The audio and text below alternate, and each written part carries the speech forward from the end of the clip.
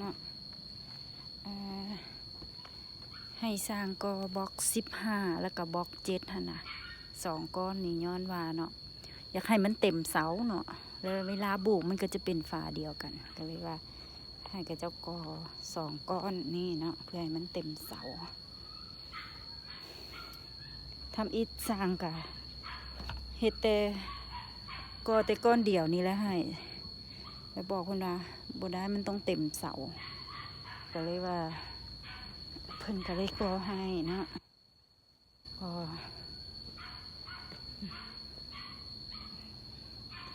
มันก็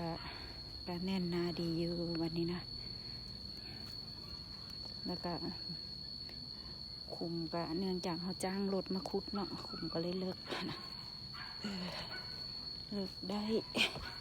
ตามความต้องการ